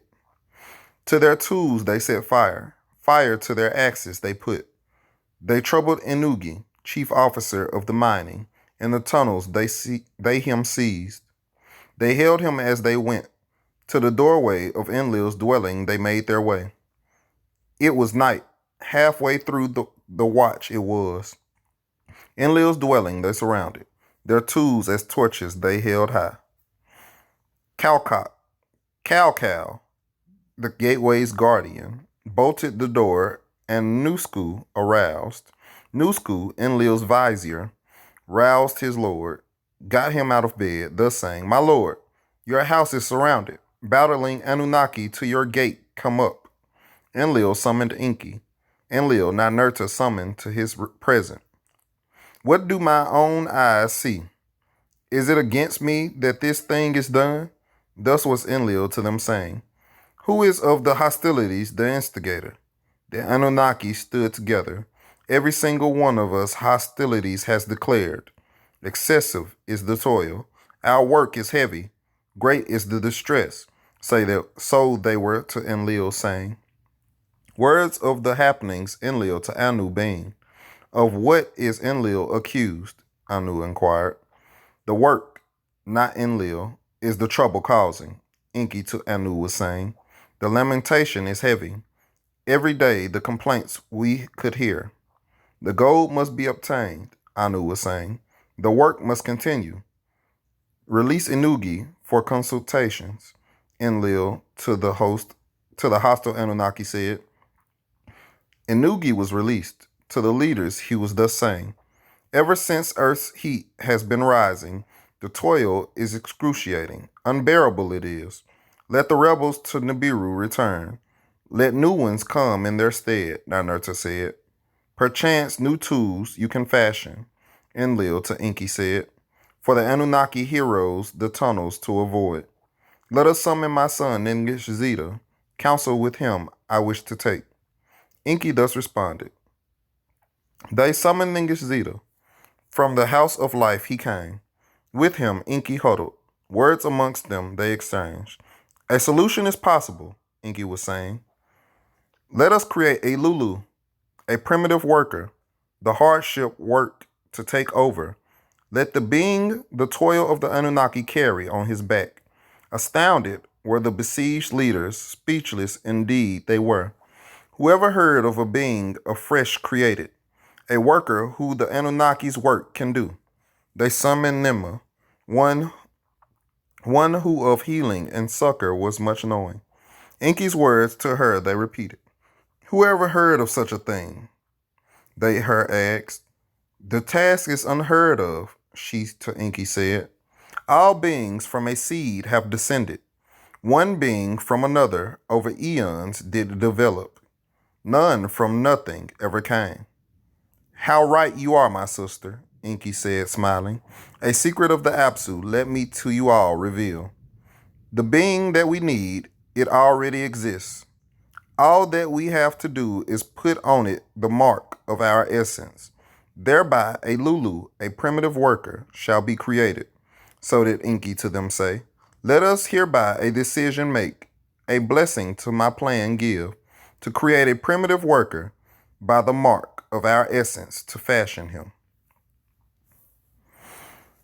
Oh, so that was the beginning of how primitive workers were created, or primitive beings were created. After the creation of primitive beings, they soon come to find out that they need more workers. They need a way to create more workers without genetically modifying the animals that were already on Earth. So they find a way for the primitive beings to reproduce. so that they will have more workers. After the primitive workers are able to reproduce, they soon come to the realization that they need to create more civilized beings. And that's how the creation of civilized beings came into be. Like, I want to keep reading, but this video is almost 2 hours long. So let me do this.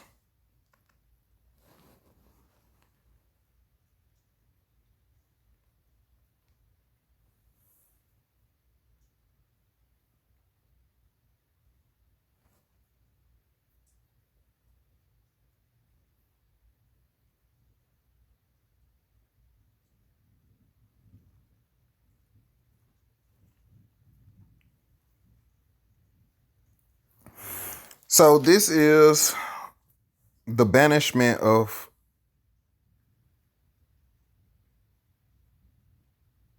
Adam and Eve from the Garden of Eden.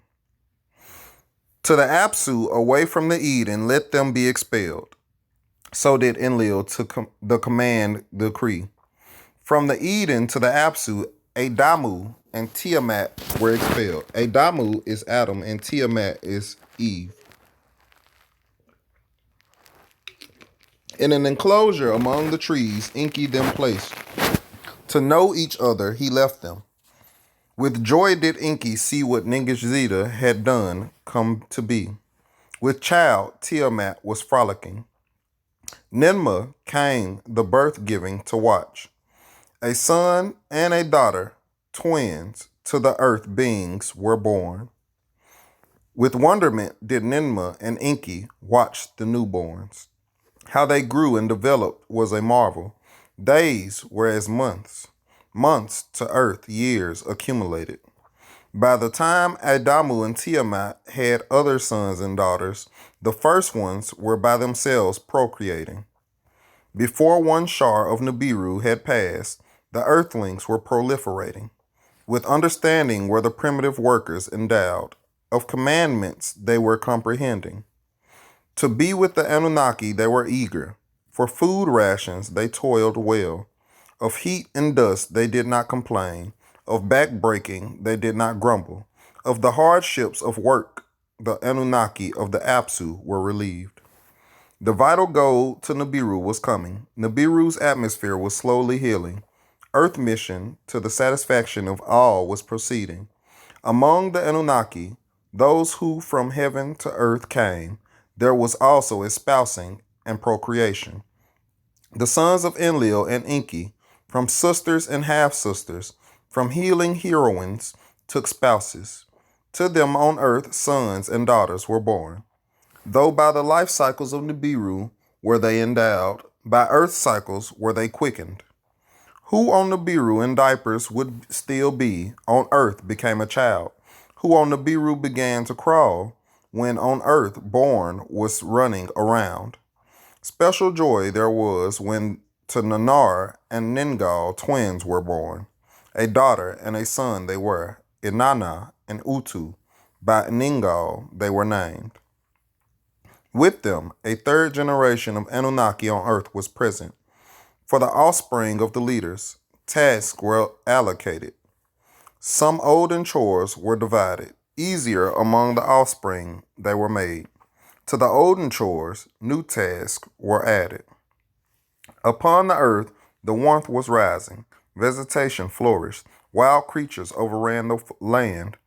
The rains were heavier. Rivers were gushing. Abodes repairing needed. Upon the earth, the heat was increasing. The snow-white parts to water were melting. The bars of the seas, the oceans were not containing.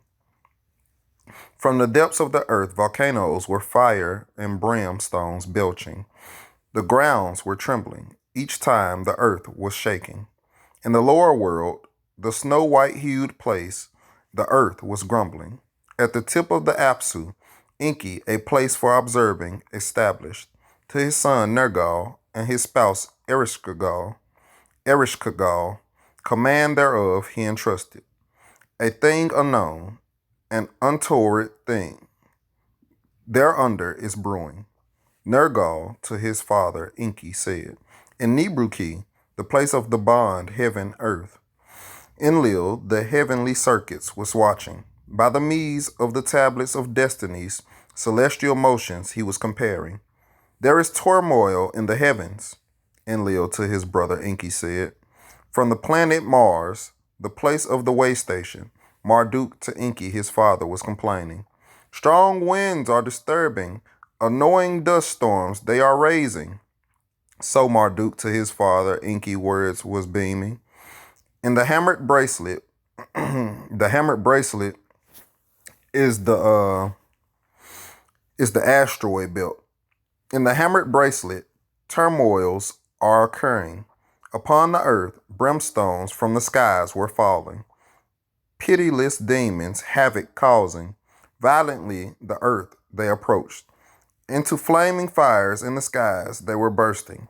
In a clear day, darkness they were causing. With storms and evil winds they raged around. Like stony missiles, the earth they were attacking. Kingu, Earth's moon, and Mars, too, by these havocs were afflicted. The faces of all three, with countless scars, were covered. Enlil and Enki to Anu, the king, urgent words were beaming. Nibiru's savants they alerted. The earth and the moon and Mars, a calamity unknown, are facing. From Nibiru, the savants were responding. Their words, the leaders' hearts were not calming. In the heavens, the family of the sun were taking stations. The celestials, of whom earth is the seventh in a row, were choosing places. In the heavens, Nibiru was approaching. The sun's abode it was nearing. By the seven, in a row arraying, was Nibiru distracted. The path through the hammered bracelet it was missing. From the bracelet bits and pieces it has been displacing. Bereft of the celestial bar, Lamu with Mumu near the sun were crouching. In the heavens, Lamu, her glorious dwelling place, was abandoning. Toward Nibiru, the heavenly king, she was attracted. A queen of heaven she wished to be. To quell her, Nibiru from the celestial deep, a monstrous demon made appear. A monster once to Tiamat's host belonging, by the celestial battle fashioned. From the celestial deep made its way. By Nibiru was it from slumber awaking. From horizon to the midst of heaven, like a flaming dragon, it was stretched.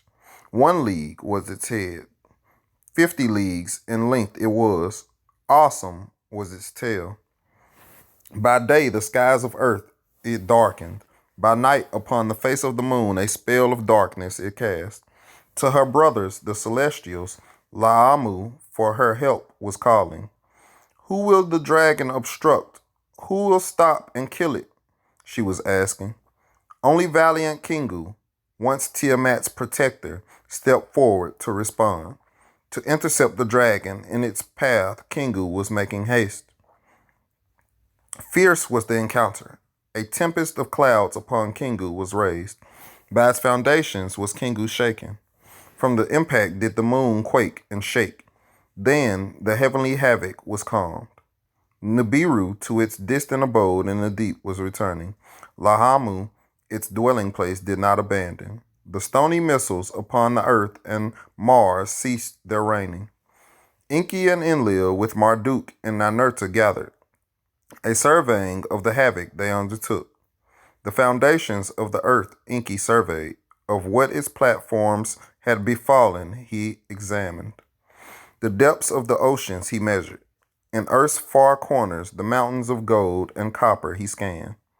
Of the vital gold there will be no shortage, thus was Enki saying.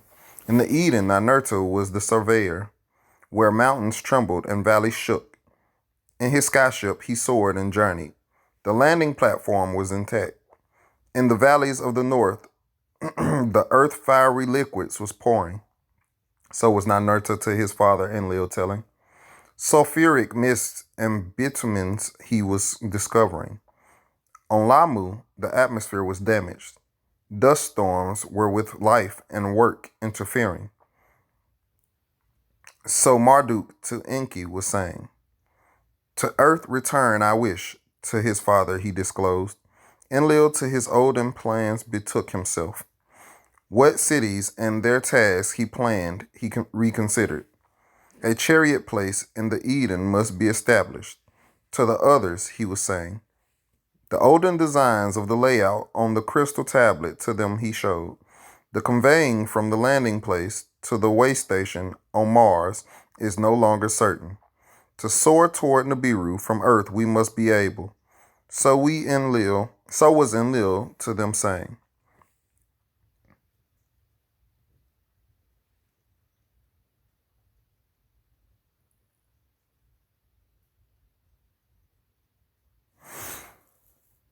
Yeah, I'm gonna stop, y'all.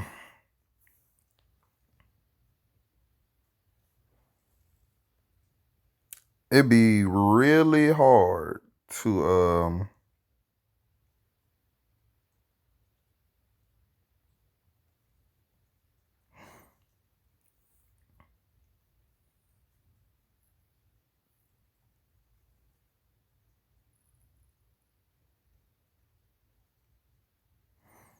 find like the exact pages on Google Books, Google Play Books.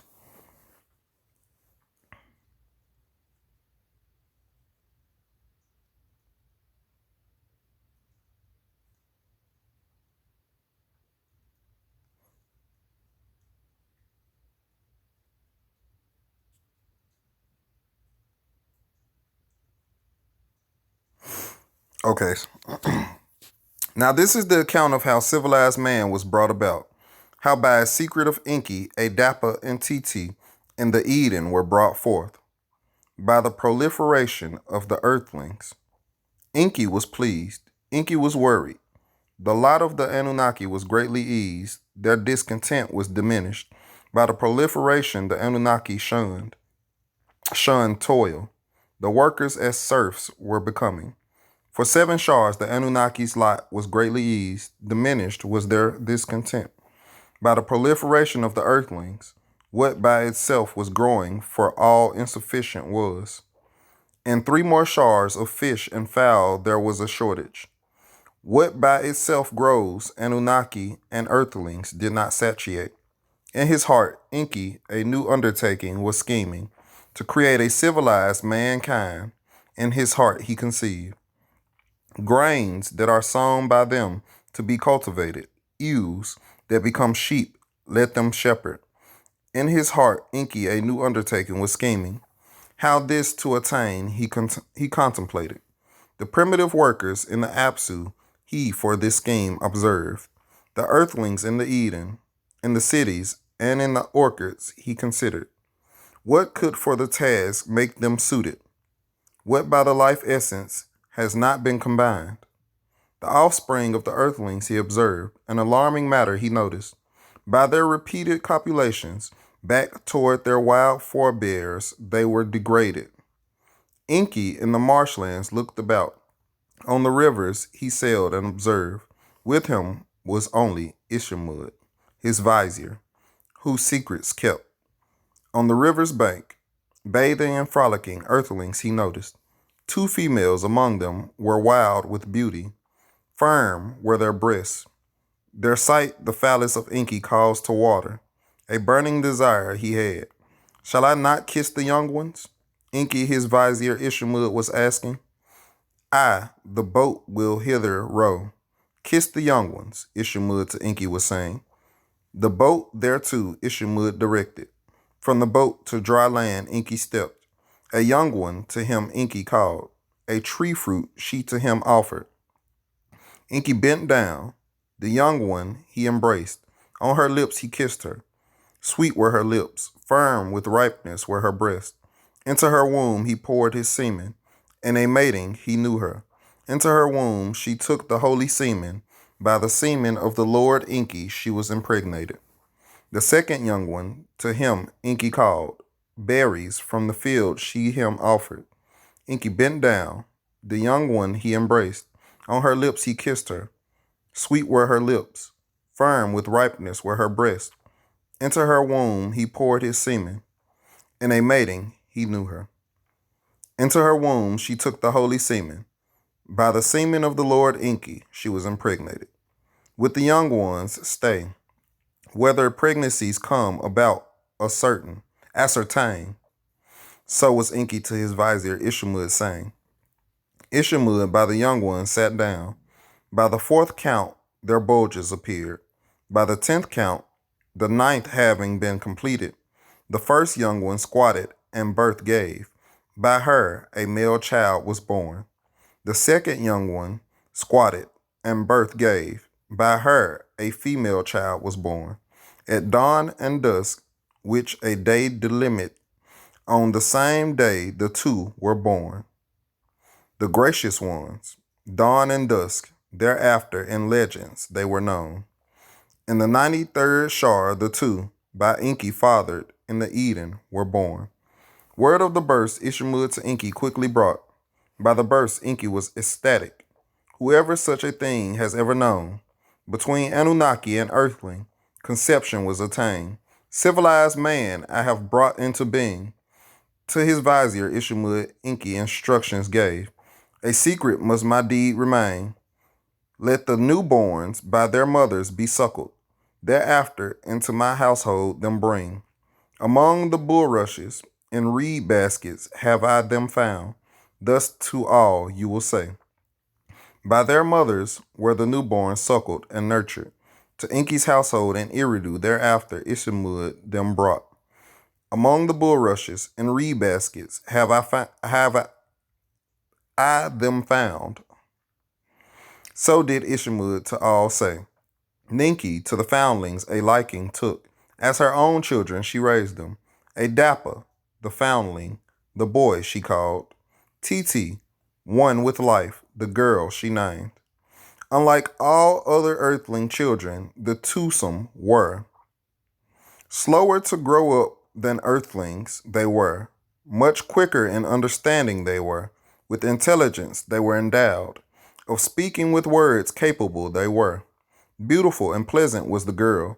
With her hands she was greatly dexterous. Ninki, the spouse of Enki, to Titi took a liking. All manner of crafts she was her teaching. To a Dappa, Enki himself teachings gave. How to keep records he was him instructing. The achievements with pride Enki to Ishmud was showing. A civilized man have I brought forth. To Ishmud he was saying. A new kind of earthling from my seed has been created. In my image and after my likeness. From seed they food will grow. From ewes sheep they will shepherd. Anunnaki and earthlings henceforth shall be satiated. To his brother Enlil Enki word sent. From Nibru-Ki to Eridu Enlil came.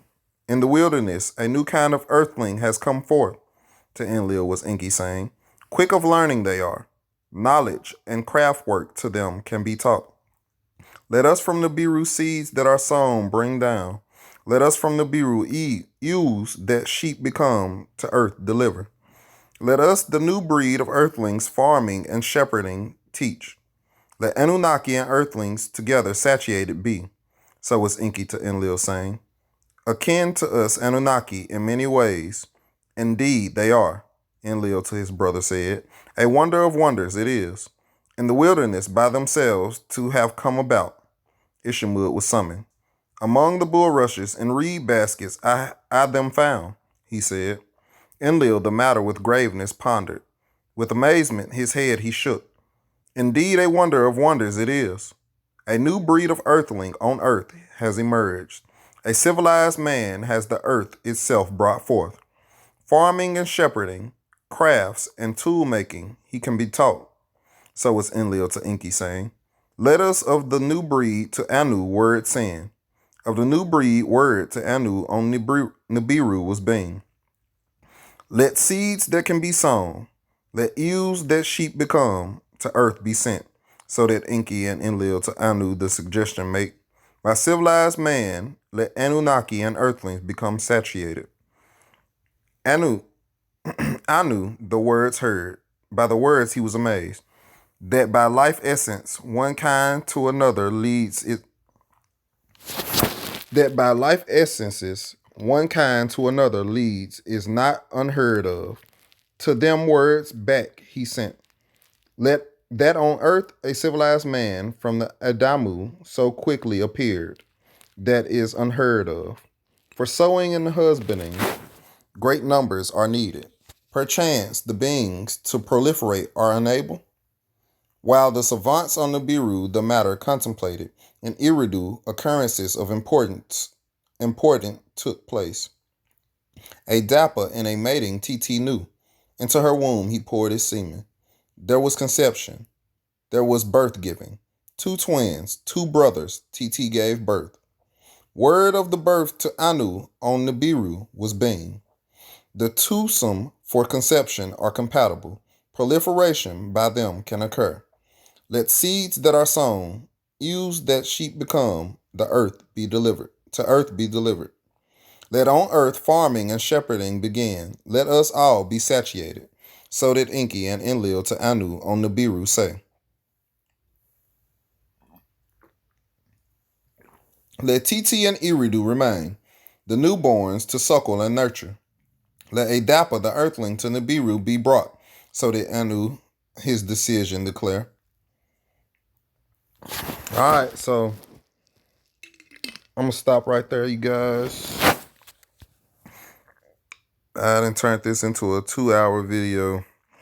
But please, if you wanna read it for yourself, the book is called The Lost Book of Enki by Zecharia Sitchin, which he's dead now, but he claims to have translated these stories from Sumerian tablets, which Sumerians, I want to say, are older than Egyptians, or they were around as the same time as Egyptians. I want to say the Sumerian tablets are believed to be older than Egyptian texts, though. But if you want to read the full thing, it's called The Lost Book of Enki by Zecharia Sitchin on Google Play Books. I'm sure you can find it somewhere else as well. But my point in reading that was to show that there is, in fact, another creation story. And in this creation story, like I've been saying, there are already beings on the earth, but they weren't civilized. They were, what's the word I'm looking for? Not uncivilized, but for the sake of wrapping this video up, they were uncivilized beings. And then there came the creation of civilized beings. So it ties into the Bible, and you can see that it ties into the Bible because it uses a lot of, what's the word? A lot of grammar that, a lot of the same grammar that the Bible uses, right? But it's showing you that there are two different type of beings on the earth. There are civilized beings and uncivilized beings. Granted, through generations, majority of the world have become civilized beings to some extent. But there are still only 2 types of beings on the earth, civilized and uncivilized. So you're either from a civilized bloodline or an uncivilized bloodline.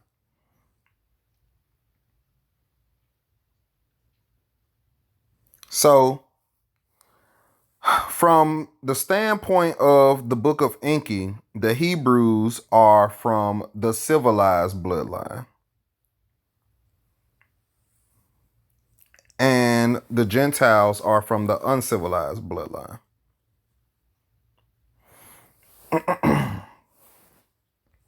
Both were created or a part of creation, but one was more intelligent than the other. One was more sophisticated than the other. The uncivilized being wasn't even able to speak. They were only able to procreate and do simple tasks. So, I did not try to make this video this long. I'm tired. Finna go to the store, give me something to drink. Might give me something to eat. But I want to thank you all for tuning in. Please like, share, subscribe, comment. I'm sorry the video ran so long. If you stuck around for the whole video, hopefully I got my point across and I tied everything together a little bit. I did my best to try to tie everything in together. I didn't touch on all the points that I want to touch on though, so I might make a part 2 to this video. I know y'all like, why? And it's 2 hours long, but I'm sorry, y'all. So with that, I'm going to end the video, and until next time, thank you guys for watching.